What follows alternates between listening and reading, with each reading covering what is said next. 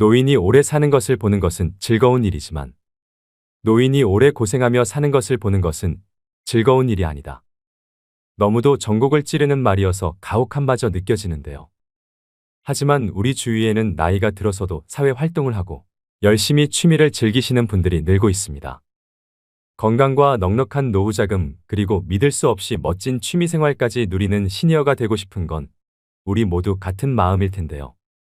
노후에는 어떤 할머니, 할아버지가 되고 싶은가라는 한 조사에 따르면 친목이나 취미생활 등 사회생활을 활발하게 하고 싶다는 답변이 응답률 49%로 가장 높았습니다. 이처럼 경제적으로 풍요로운 노후보다 사회활동을 꿈꾸는 이들이 많다는 것이 조금 의외기도 했는데요. 그만큼 노후를 채울 여생의 자원인 취미의 중요성이 날로 커지고 있다는 의미겠지요. 퇴직 후 많은 시간을 어떻게 설계하고 채우느냐에 따라 인생이 막의 성패가 갈린다고 해도 과언이 아닙니다. 평소 해보고 싶었던 일, 미뤄뒀던 일이 무엇인지 지금부터 고민해보시고 바로 실천을 해보시는 게 중요합니다.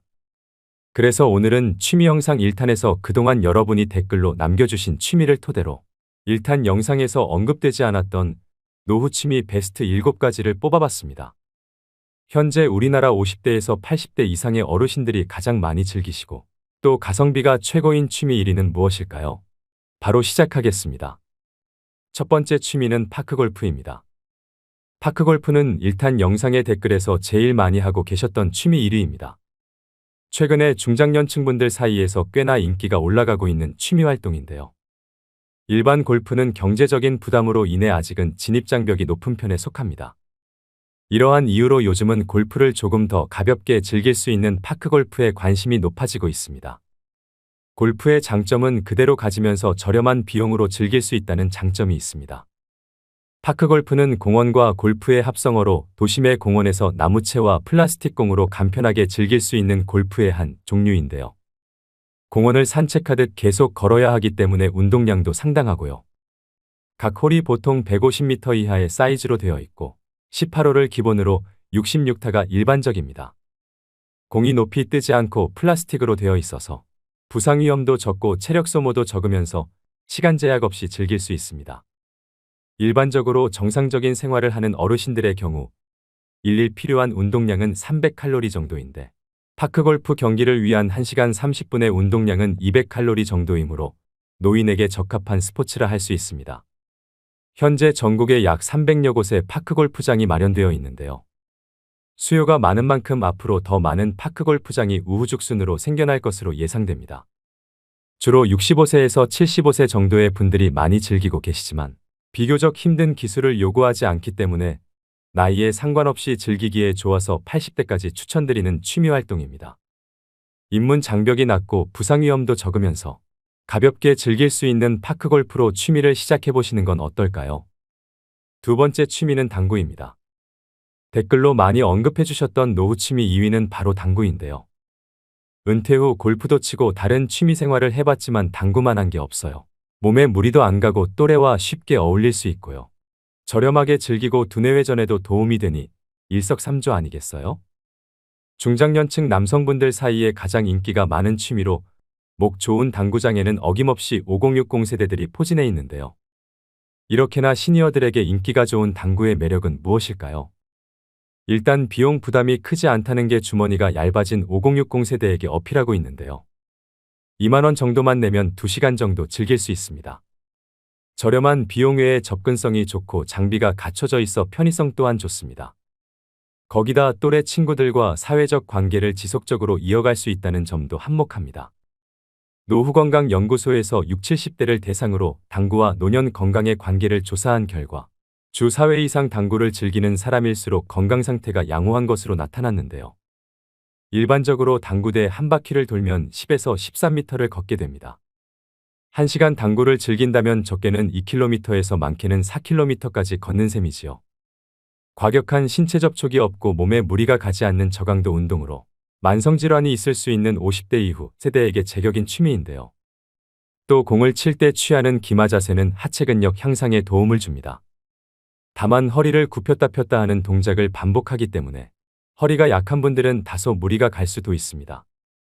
이를 예방하기 위해선 사전에 충분하게 스트레칭을 하는 것이 좋습니다.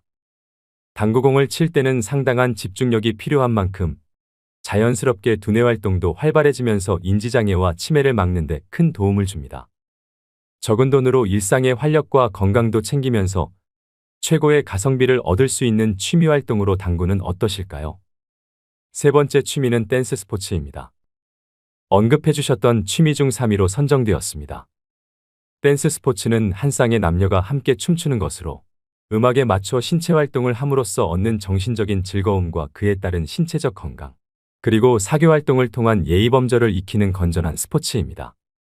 댄스 스포츠는 정형화된 동작들로 남녀노소 누구나 쉽게 배울 수 있다는 장점이 있습니다. 평소 대부분의 사람들은 자세가 구부정한 모습으로 지내는데요. 구부정한 모습은 외관상에도 예쁘지 않지만 건강에도 좋지 않다는 것은 모두가 알고 있는 사실입니다. 댄스 스포츠는 기본 동작이 척추를 곧게 세운 자세에서 시작하고 춤을 추는 동안 바른 자세를 유지하며 스트레칭에도 효과가 있다고 합니다. 바른 자세를 갖고 스텝을 차근차근 밟으면서 음악까지 맞추게 되면 분명 운동을 했는데 춤까지 추게 되는 즐거운 일이 일어납니다. 신체적으로나 정신적으로 노년에 도움이 많이 되는 취미라고 할 수 있는데요. 디스크와 관절이 좋지 않은 분들도 댄스 스포츠를 통해서 치료된 사례가 많습니다. 또 칼로리 소모가 많은 편이기 때문에 다이어트를 하시는 분들에게 좋습니다. 800m 장거리를 뛰는 것과 호흡량이 비슷한 유산소 운동으로 빠른 시간 안에 효과를 볼 수 있습니다. 댄스 스포츠는 자세 교정 외에도 하체 근력과 척추 주위의 근력 강화에도 도움이 되고 스트레스 해소에 적합해 우울증 예방에도 많은 효과가 있다는 연구 결과가 있습니다. 일상에서의 스트레스를 맘껏 해소하면서 왈츠나 줌바 탱고로 바른 자세와 예쁜 몸매를 얻고 사교와 활력도 얻을 수 있는 댄스 스포츠는 어떠신가요? 네 번째 취미는 어르신들의 보편적인 취미로 흔히 거론되는 등산인데요. 산행을 꾸준히 하게 되면 균형 잡힌 건강한 외모와 체력을 유지할 수 있으며 심폐지구력 향상과 혈액순환을 원활하게 함으로써 정신적 육체적인 만족감을 얻으실 수 있습니다. 또 자연 풍경을 직접 느낌으로써 정신을 맑게 해주고 스트레스 해소를 돕는데요. 특히 시니어들의 우울증을 예방해준다는 연구 결과도 있습니다. 반면에 하산을 하는 과정에서 무릎 관절이 체중과 배낭의 무게를 지탱하며 내려오기 때문에 관절에 무리가 갈 수 있습니다. 이로 인해 중장년들의 경우 무릎이 시리거나 연골이 손상되기도 합니다. 무릎 관절이 안 좋으신 분이나 근력이 거의 없으신 분들은 피하는 것이 좋습니다. 요즘 여기저기 단풍 구경하러 가을 산행을 많이 가실 텐데요. 안전한 산행을 하려면 철저한 산행 준비가 필요합니다. 첫째로 자기 체력에 맞는 산행 목적지를 정하는 것이 가장 중요합니다. 평소 운동이나 등산을 하지 않는 사람이 갑작스럽게 무리한 산행을 하게 된다면 다양한 산악사고가 발생할 수 있습니다. 둘째로 음주 산행은 절대 금물입니다. 하산 중에 넘어지거나 안전사고에 노출되기 쉽습니다. 셋째는 등산 전에 충분한 스트레칭을 통해 부상 위험을 예방하셔야 합니다. 등산 중간중간 적절한 휴식을 통해 체력을 유지하는 것도 아주 중요합니다. 맑은 공기와 흙냄새, 꽃향기가 어우러져 정신적인 테라피를 누릴 수 있는 취미로 등산은 어떠신가요? 다섯 번째 취미는 집에서 하는 작물 재배입니다. 나이가 들수록 건강한 식생활은 점점 더 중요해지고 있는데요. 집이나 집 밖의 작은 텃밭을 이용해서 소일거리 삼아 채소 작물 재배를 많이 하십니다. 텃밭이나 정원이 없는 분들은 집안에서의 채소 재배가 대안인데요. 홈가드닝이라고 하는 이것은 텃밭에서의 경험과는 또 다른 흥미로운 재미를 제공합니다. 실내에서 채소를 키우는 가장 큰 장점 중 하나는 계절의 제약을 받지 않는다는 것입니다. 텃밭에서는 계절마다 적합한 씨앗을 심어야 하지요. 그래서 신경 써야 될 부분이 한두 가지가 아닐 텐데요. 하지만 실내에서는 환경을 조절하여 언제든지 원하는 채소를 키울 수 있습니다. 비와 눈이 내리는 날에도 자신만의 작은 농장을 가꿀 수 있습니다. 고기와 찰떡궁합인 상추와 깻잎, 콩나물과 대파, 방울토마토 등 집에서 키우기 수월한 채소들이 많은데요. 작은 공간에서도 풍부한 수확을 얻을 수 있다는 점이 매력적이고 살뜰히 재배한 채소는 온 가족의 건강한 밥상에도 역할을 톡톡히 합니다. 작은 노력과 관심을 투자함으로써 농약 걱정 없이 건강한 식단을 유지하고 동시에 자연을 느끼며 뜻깊은 시간을 보낼 수 있는 취미로 실내 작물 재배는 어떠신가요? 여섯 번째 취미는 오디오북 듣기입니다. 대부분의 사람들은 평소 독서의 습관을 가지려고 노력을 많이 하실 텐데요. 그런데 마음처럼 실천하는 게 정말 쉽지 않습니다. 특히 나이가 들어가면서 노안으로 눈이 침침해져서 피로해지니 종이책은 더 가까이 하기가 꺼려집니다. 그 대안으로 종이책보다 상대적으로 저렴하고 접근성이 좋은 오디오북이 요즘 대세입니다. 특히 대표적인 오디오북인 유튜브에는 노후에 필요한 건강정보나 마음공부, 복지정보 등 무궁무진한 지혜와 정보들이 하루에도 몇백만 개에서 몇천만 개씩 쏟아지는데요. 제 구독자분들 중에서도 본인의 성향과 맞는 다양한 채널을 구독 중이실 거라 생각이 됩니다. 이처럼 이어폰 하나만 있으면 시간 장소에 구애받지 않는 오디오북의 장점은 무엇일까요? 첫 번째는 누군가 말해주던 내용이 읽히게 되니 이해가 쉽습니다. 두 번째는 음악처럼 편하게 들을 수 있는데요. 특히 출퇴근 시간이나 운동할 때 음악 듣듯이 손쉽게 들을 수 있다는 장점이 있습니다. 피곤한 이동 시간의 효율적 시간 활용과 책을 통한 즐거움은 매일 성장하고 있다는 만족감을 느끼게 해줍니다.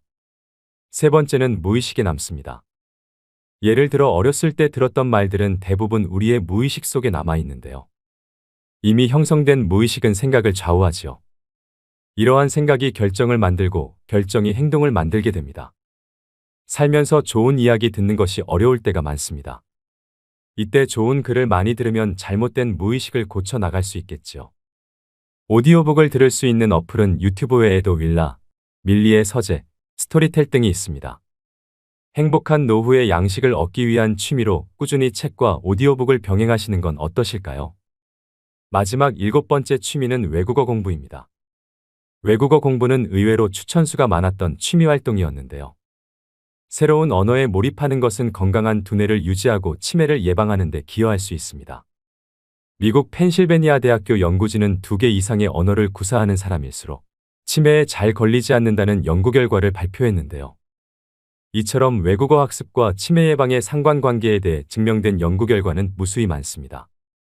외국어 학습은 기억력과 주의 집중, 문제 해결과 같은 다양한 인지 과정을 수반하는데요. 이러한 정신운동은 뇌를 자극하게 되지요.